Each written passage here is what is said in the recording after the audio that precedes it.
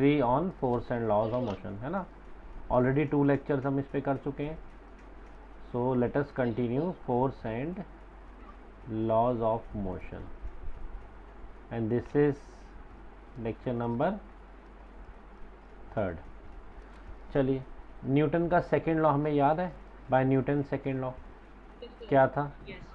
हाँ जी,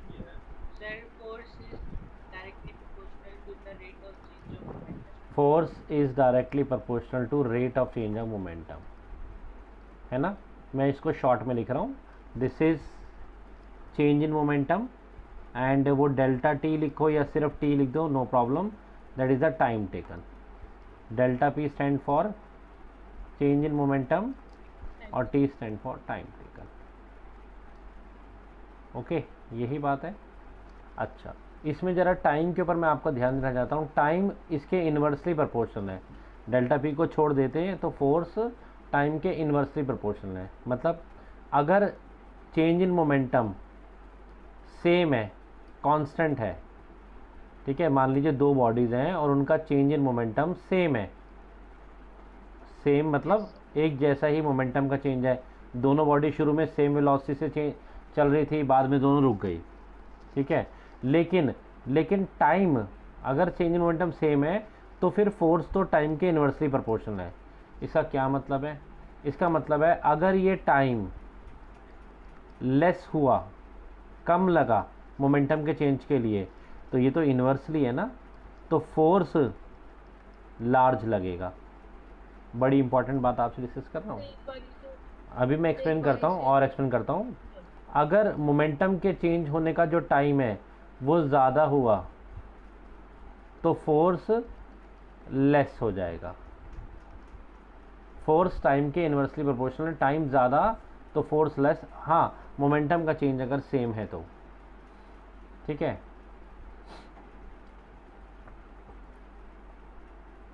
ठीक है, इस बात को हम एक एग्जांपल से समझने की कोशिश करते हैं, आपको ज़्यादा अच्छा समझ में आएगा। देखिए, इमेजिन कीजिए ये एक बिल्डिंग है, ठीक है, और इस बिल्डिंग के टॉप पर मान लेते हैं यहाँ पर एक बॉय है, ठीक है। अब एक्सीडेंटली उसका पैर फिसला और वो नीचे गिर गया। यहाँ पर इसकी इनिशियल वेलोसिटी थी 0, और हम मान लेते हैं कि ग्राउंड पे पहुँचते पहुँचते पहुँचते पहुँचते यहाँ पर जस्ट बिफोर, अभी हिट नहीं हुआ, जस्ट बिफोर, बस अब हिट होने ही वाला है, और इसकी वेलोसिटी हो गई 10 मीटर पर सेकेंड, ठीक है। और एकदम से ये ग्राउंड पे टकराएगा और रुक जाएगा, ग्राउंड के बहुत पास आएगा और एकदम से टकराकर ये रुक जाएगा। मतलब just before touching the ground इसका मोमेंटम बहुत ज़्यादा है। अगर मैं इस पॉइंट पर मोमेंटम की बात करूं, से इस बॉय का मास है 50 kg, तो क्या आप बता सकते हैं just before hitting the moment ground boy का मोमेंटम कितना है? Momentum just before hitting the ground, मतलब बस अभी ग्राउंड आने ही वाला है, थोड़ी सी देर की बात है, जस्ट समझ लो 0.11 सेकेंड पहले, just before hitting the ground. Yes, बताइए, how much is the momentum? What is the formula for momentum? What is the formula for momentum? Mass into velocity. Mass of boy कितना है? 50, and the velocity of boy is 10, so what is momentum? 500 kg metre पर second ना, 500 kilogram metre पर second. मैं इसको initial momentum मान लेता हूँ। अच्छा, और ग्राउंड पे बस अब ये ग्राउंड पर उसके बाद बॉय टच करेगा और वहीं रुक जाएगा, मतलब फाइनल मोमेंटम कितना हो गया? फाइनल मोमेंटम कौन सा है? Just after hitting the ground, है ना। ग्राउंड को हिट करने के बाद बताइए मोमेंटम कितना होगा? 0, बिकॉज वेलोसिटी क्या हो जाएगी? 0, ठीक है, बिकॉज वेलोसिटी, वो बॉय वहाँ पर आके। अच्छा, ये बताओ कितना टाइम लगा होगा? आंसर है सर, ये मोमेंटम का चेंज तो बहुत फास्ट हुआ होगा, है ना। ग्राउंड से को टच करने से जस्ट पहले, मान लो अगर वो 1 सेंटीमीटर ऊपर भी है ग्राउंड से 1 सेंटीमीटर ऊपर भी है, तो भी मोमेंटम उसका फुल है, और जस्ट 1 सेंटीमीटर के बाद मतलब 0.001 सेकंड में वो ग्राउंड को टच कर जाएगा, है ना। तो इस सिचुएशन में मोमेंटम का चेंज काफ़ी कम टाइम में होगा, से 0.01 सेकेंड में हुआ होगा। मतलब 0.01 सेकेंड पहले मोमेंटम था 500 और जस्ट 0.01 सेकेंड बाद मोमेंटम 0 हो गया, क्योंकि एकदम से ग्राउंड आ गया, है ना। क्लियर, मेरी बात समझ में आ रही है? अच्छा, तो इस केस में टाइम बड़ा कम है, देखते हैं बॉय पे कितना फोर्स लगा होगा। तो न्यूटन का सेकेंड लॉ बोलता है जो फोर्स होता है वो that is change in momentum, change मतलब final minus initial, 0 minus 500 that is minus 500 upon time. Time कितना? 0.01 इंटू यहाँ से लगाया और ये 100 किया तो कितना आ गया? माइनस के 50,000 न्यूटन। इतना लार्ज उस बॉय फोर्स उस बॉय की बॉडी पे लगेगा और उसकी वजह से उसकी बोन्स ब्रेक हो सकती है, इवन उसकी डेथ भी हो सकती है। तो ये फोर्स इतना ज़्यादा कैसे हो गया? फोर्स मैंने कहा टाइम के इन्वर्सली प्रोपोर्शनल है। जो मोमेंटम का चेंज है वो बहुत जल्दी हो गया, बहुत कम टाइम में हुआ उसके, इसलिए उसकी बॉडी पर इतना लार्ज फोर्स लगा, है ना। अब इस सिचुएशन को दूसरे केसेस से समझते हैं। मान लेते हैं सेम ही सिचुएशन है, लेकिन अब इस सिचुएशन में यहाँ पर एक सैंड पड़ा हुआ है, यहाँ पर सैंड का हीप है, ऐसे सैंड हो सकता है। अब ये बॉय सैंड पर आकर गिरा और यहाँ पर नहीं रुका, थोड़ा सैंड के अंदर घुसा और लगभग यहाँ पर आकर रुका। मतलब अभी भी मान लेते हैं, चलो अभी भी मान लेते हैं कि इसका इनिशियल मोमेंटम 500 ही है और फाइनल भी 0 हुआ है, लेकिन अब 0 होने में कुछ टाइम ज़्यादा लग गया होगा। मान लेते हैं अब 0.1 थोड़ी सेकंड लगेगा, अब तो धीरे धीरे रुकते रुकते सैंड में घुसता रहा और फाइनली सैंड में इस जगह पर आकर बॉय रुक गया। से मान लेते हैं इस केस में 2 सेकंड लग गए होंगे। चलो, तो अब कितना फोर्स लगेगा? अभी फिर वही फॉर्मूला पे जाते हैं। अभी जो फोर्स लगेगा that is change in momentum, और टाइम यहाँ पर अब चेंज कर लेते हैं। Now what we take the time as, now the time is 2 second, जो पहले से कहीं ज़्यादा है। मोमेंटम कितना था हमारा? 500, है ना। तो अभी फोर्स देखो कितना कम हो गया, माइनस के 250 न्यूटन, जबकि पहले केस में फोर्स आ रहा था 500 डिवाइड बाय 0.01 इंटू 100, कितना आ रहा था? माइनस 50,000। कितना ज़्यादा फर्क पड़ गया, समझ रहे हो। अभी भी दोनों ही केस में मोमेंटम फाइनल 0 हुआ और मोमेंटम का चेंज भी सेम है। इनिशियल मोमेंटम बिफोर ग्राउंड को टच करने चले 500 और फाइनल मोमेंटम 0, चेंज तो 500 है इस केस में या उस केस में, लेकिन सिर्फ टाइम के कम या ज़्यादा होने से फोर्स का फ़र्क पड़ गया। तो तभी मैं कह रहा था फोर्स टाइम के इन्वर्सली प्रोपोर्शनल है। अगर मोमेंटम का चेंज कम टाइम में होगा तो फोर्स लार्ज हो जाएगा, और वही मोमेंटम का चेंज ज़्यादा टाइम में होगा तो फोर्स कम हो जाएगा। क्या आपको मेरी बात समझ में आ रही है? सर एक बार इसमें टाइम वाले से सुन दोबारा से सुनिए। केस 1 में जब वो बच्चा ग्राउंड पे गिरा तो उस केस में एकदम से वो रेस्ट पर आ गया, है ना। उसको रुकने के लिए बहुत कम टाइम लगा होगा, 0.01 सेकंड में उसकी बॉडी रेस्ट पर आ गई होगी। और अगर हम न्यूटन के सेकंड लॉ से उस पर लगने वाला फोर्स निकालें तो फोर्स होता है change in momentum upon time. Momentum का चेंज है 500, टाइम बहुत कम है, इससे फोर्स बहुत ज़्यादा लगा। जब टाइम कम होता है तो फोर्स ज़्यादा लगता है। सेकंड केस में वो बॉय अगेन गिरा, लेकिन वो सैंड पे गिरा और सैंड पे धीरे धीरे रुकता, और ऐसे केस में मोमेंटम का चेंज जो हुआ है वो लॉन्गर टाइम में हुआ, टाइम बढ़ गया। और अगर टाइम बढ़ जाएगा तो इस कैलकुलेशन से साफ है कि फोर्स कम हो जाएगा। थोड़ा लिखते हैं।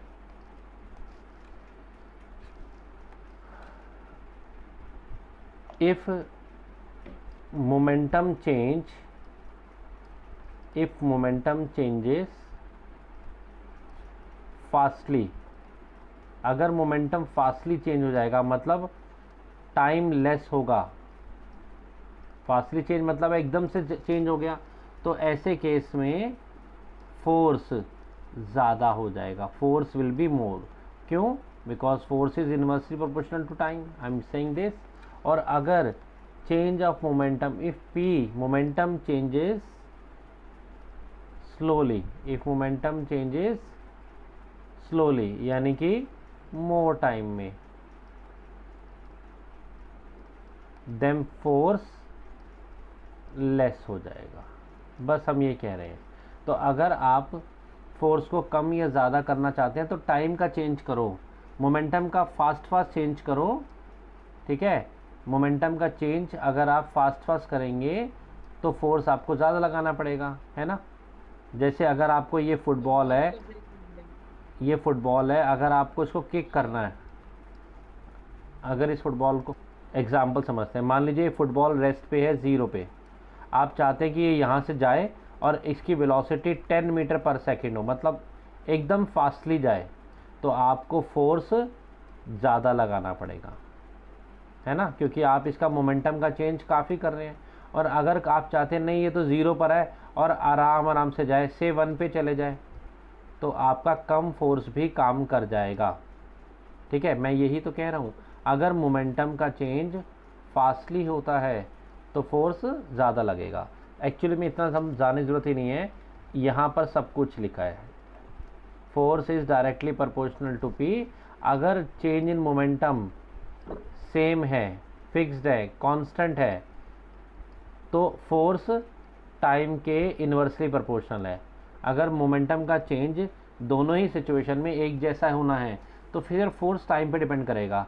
अगर टाइम लेस हुआ तो फोर्स हमेशा ज़्यादा लग जाएगा, लार्ज हो जाएगा।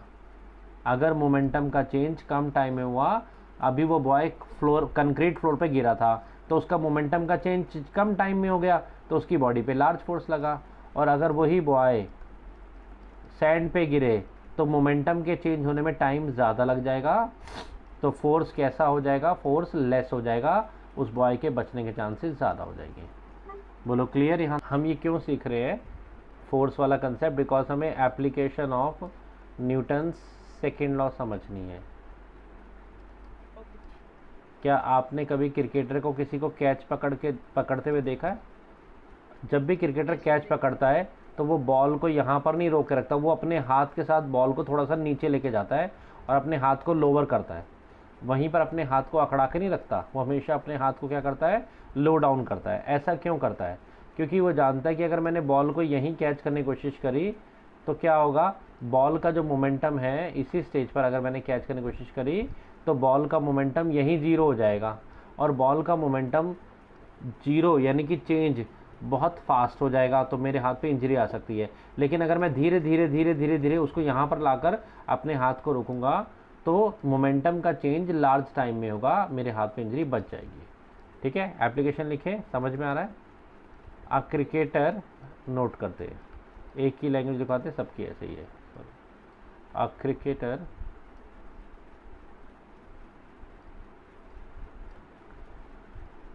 lowers his hand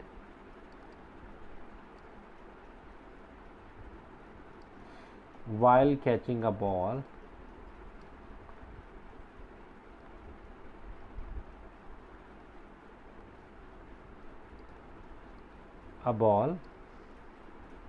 to increase the time for change in momentum।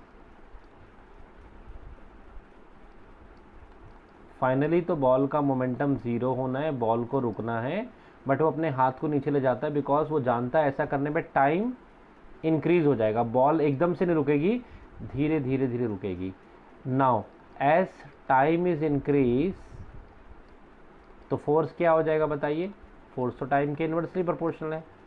As time is increase force decreases according to second law, ठीक है। As time is increase force decreases and hence chance of injury is reduced. तो उसको injury नहीं होगी, injury से वो safe हो जाएगा। चलिए सेकेंड एप्लीकेशन पे चलते हैं। A karate player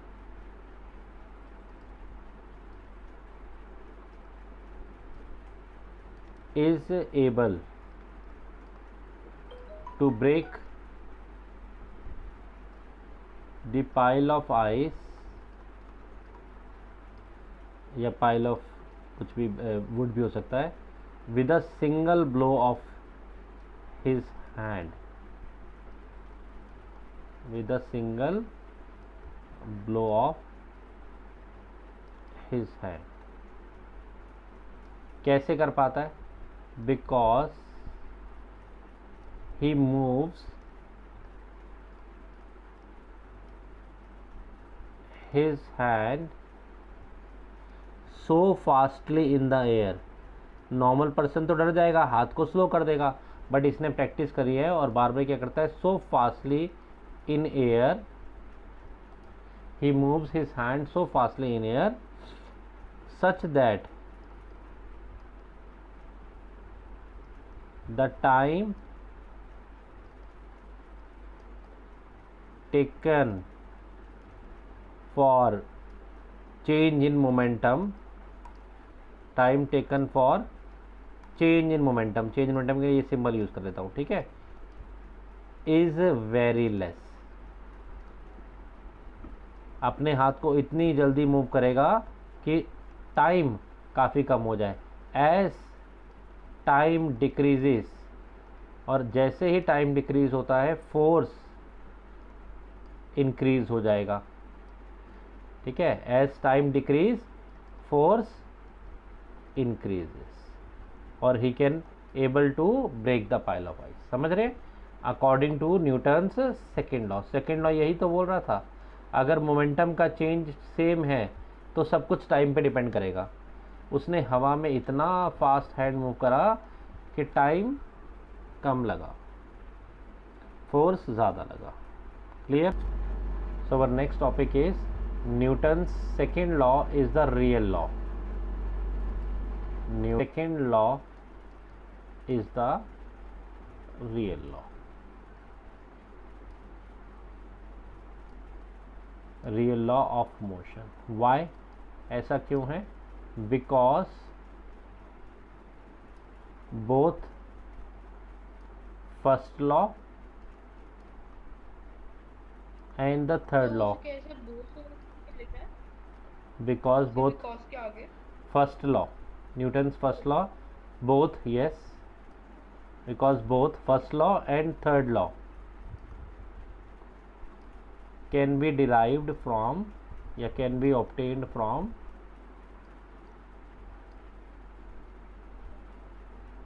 Newton's second law.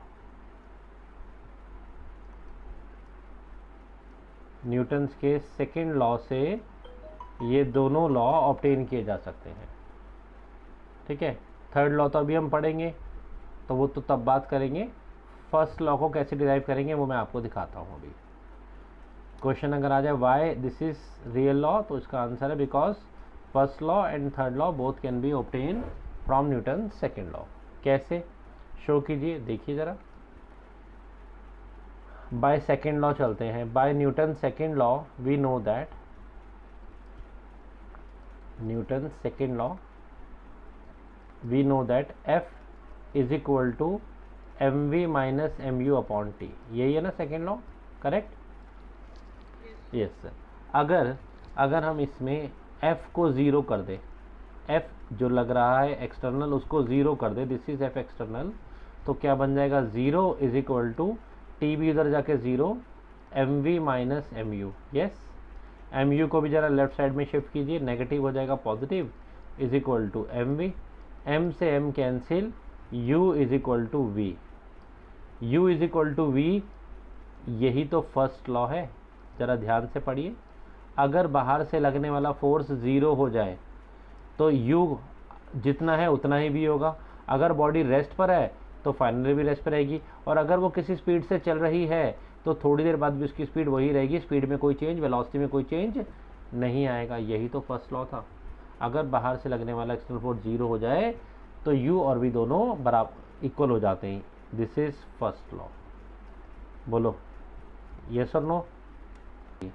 u is equal to phi का मतलब क्या है? अगर u ज़ीरो है यानी कि बॉडी रेस्ट पे है, तो v भी इक्वल है यानी कि ज़ीरो है. तो रेस्ट वाला ऑब्जेक्ट कहाँ रहेगा? वो तो रेस्ट पे ही रहेगा. फर्स्ट लॉ में यही तो बात थी. और मान लीजिए अगर u की कोई वैल्यू है, से 10 है, तो v भी सेम रहेगी यानी कि 10 रहेगी. यानी कि अगर पहले यूनिफॉर्म मोशन है, एक स्पीड है, तो वही यूनिफॉर्म मोशन कंटिन्यू रहेगा. Yes, this is what we are talking about. Okay,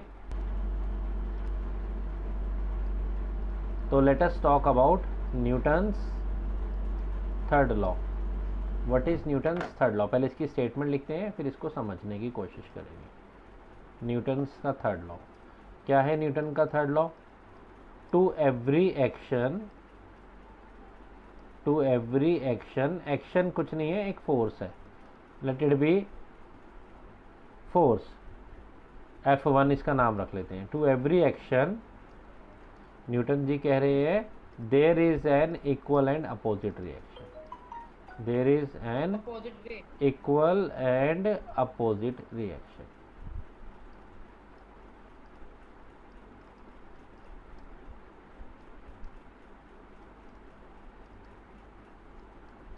to every action there is an equal and opposite reaction. अगर आप किसी बॉडी पर एक्शन करेंगे, कोई फोर्स लगाएंगे, तो ऑटोमेटिकली वो बॉडी भी आप पर रिएक्शन करेगी। आप वॉल पे मुक्का मारिए, वॉल भी आपको हिट करेगी, आप पे रिएक्शन करेंगे। आप जितना तेज वॉल को हिट करेंगे, वॉल उतना ही ज़्यादा आप पे भी रिएक्शन करेगी। अगर ये वॉल मान लेते हैं और इस पर आपने बॉल को ऐसे फेंक के मारा, तो बॉल ने क्या करा? बॉल ने किया एक्शन। एक्शन किस पर हुआ? एक्शन हुआ ऑन द वॉल, मतलब वॉल पर एक फोर्स लगा। एक्शन कुछ नहीं, फोर्स है। तो वॉल भी बॉल को नहीं छोड़ेगी, ये भी उतना ही इक्वल अपोजिट फोर्स लगाएगी और बॉल यहाँ जाएगी। तो रिएक्शन किस पर आया? रिएक्शन किस पर आया? रिएक्शन आया ऑन बॉल पर। एक्शन होगा तो रिएक्शन आएगा, नो एक्शन नो रिएक्शन, है ना। ऐसा तो नहीं हो सकता आप बॉल को दीवार के पास लाके रखे और उछल के अपने आप आ जाए, ऐसा तो नहीं होगा ना। No action no reaction. If there is some action there will be some reaction.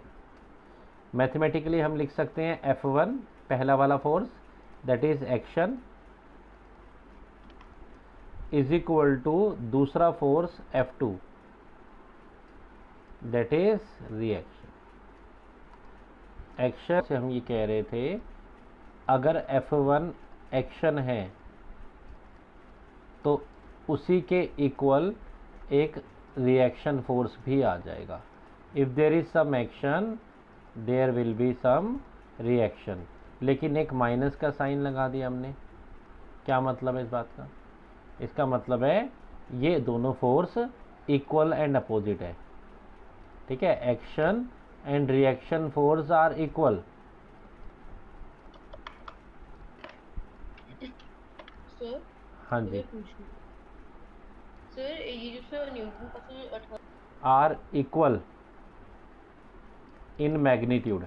Magnitude wise तो इक्वल है, मतलब जितना एक्शन है उतना ही रिएक्शन है। अगर आपने 10 न्यूटन का एक्शन किया है तो 10 न्यूटन का रिएक्शन होगा, लेकिन they are opposite in direction, they are opposite in direction, direction में अपोजिट है। दोबारा से समझाऊं, दोबारा से सुनिए। यस अगर ये ग्राउंड है और इस ग्राउंड पर हमने ये हाइट से बॉल को गिराया और बॉल ने जाकर ग्राउंड को हिट करा ना, मतलब बॉल ने ग्राउंड पर क्या फोर्स लगाया? एक्शन। जितना बॉल ने ग्राउंड पर लगाया, ग्राउंड भी बॉल पर उतना ही लगा देगा, लेकिन नीचे की तरफ नहीं, ऊपर की तरफ रिएक्शन। तभी तो बॉल बाउंस बैक करेगी, है ना। जितनी तेजी से या जितनी ऊपर से आप बॉल गिराएंगे, वापस बॉल भी उतना ही बाउंस बैक करेगी, बिकॉज एक्शन और रिएक्शन। अच्छा, क्या ऐसा हो सकता था कि हम बॉल को गिराते नहीं और यहाँ रखे रहते तो उछल के बॉल ऊपर चले जाती अपने आप? क्या ये होता कभी? क्या ऐसा होता है? तो यस, क्यों नहीं हो रहा? बिकॉज जब एक्शन ही नहीं करेंगे तो रिएक्शन ही क्या होगा? न्यूटन साहब यही तो कह रहे हैं कि जब भी आप एक्शन करेंगे तो रिएक्शन होगा, ठीक है। एक्शन और रिएक्शन दोनों के दोनों इक्वल फोर्स है, एक बात। दूसरी की बात कि एक्शन और रिएक्शन डिफरेंट बॉडीज पर एक्ट करते हैं। एक्शन एंड रिएक्शन ये दोनों फोर्सेस हैं always acts on different body, always acts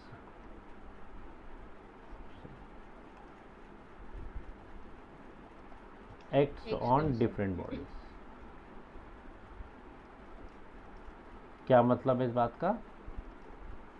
अभी एक्शन इस केस में किस पर हुआ था? ग्राउंड पर। और रिएक्शन किस पर आया? बॉल पर, है ना? तो एक्शन हुआ ग्राउंड पर, रिएक्शन आया बॉल पर। दोनों एक ही बॉडी पर आए? नहीं सर, ये तो दोनों डिफरेंट बॉडी पर आए। एक्शन हुआ है ग्राउंड पर, रिएक्शन हुआ बॉल पे, तो एक्शन और रिएक्शन हमेशा डिफरेंट बॉडीज पे काम करते हैं। फोर्सेस हैं, डिफरेंट बॉडी काम करेंगे।